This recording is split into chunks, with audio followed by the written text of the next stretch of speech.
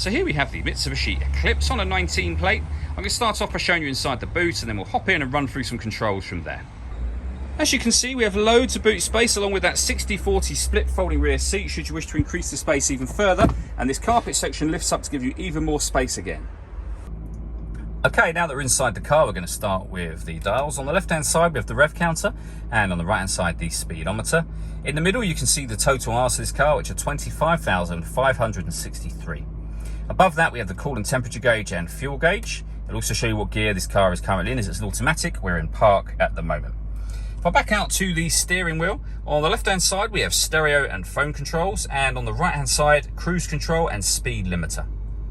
But just behind the steering wheel we have the minus and plus pedal. They are so that you can change gear manually with this automatic gearbox should you wish to.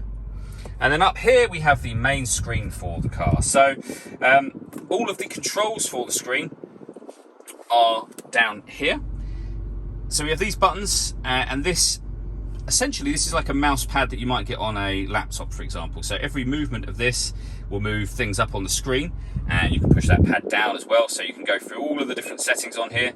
Swipe by swipe we have DAB, FM, radio, your phone, Bluetooth, USB, iPod, lots of different ways to listen to music in this car. AM radio there, as you can see, and then any of those that you want to select, as I say, you can just push that button down. So if you wanted to go into USB, you push the button down and we'd be in the USB mode. Nothing is connected at the moment, which is what it's telling us just there.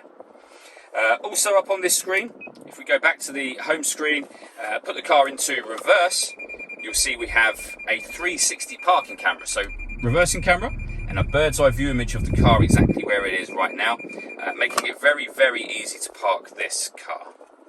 Working our way down from that, we have dual zone climate control. So you can adjust the passenger and driver temperature. You can increase and decrease the fan speed from here. You can determine where you'd like the air to be distributed. When you're happy with those settings, the air conditioning is on at the minute, so off, back on again, or hit auto. The car will now take control of the fan speed to maintain the temperatures you've asked for. You can see it doing that now and hear it. Any manual adjustment will automatically override that. A 12-volt charging socket, 2 USB inputs, and a button to put the car into eco mode. We then have the gear lever for the fully automatic gearbox, driver and passenger heated seats with 2 different heat settings each. You can lock the car's 4-wheel drive. We have the buttons that I just went through a moment ago, and then finally an electronic handbrake with auto hold function. The last thing I want to talk about are the 2 sunroofs just here. So the rear one is a fixed piece of glass, if you like, but obviously very good for letting in light to the back of the car. The front one, you can do the same thing with it, so you can leave it like that, and as you can see, that now lets in a lot of light to the car. Or with the front one, you can open that as a proper sliding sunroof should you wish to do that. All that leaves me to say is thank you for taking the time to watch this video. If you'd like to come and see the car in person and have a test drive, please feel free to call any of our MJA sites. We'd love to hear from you soon.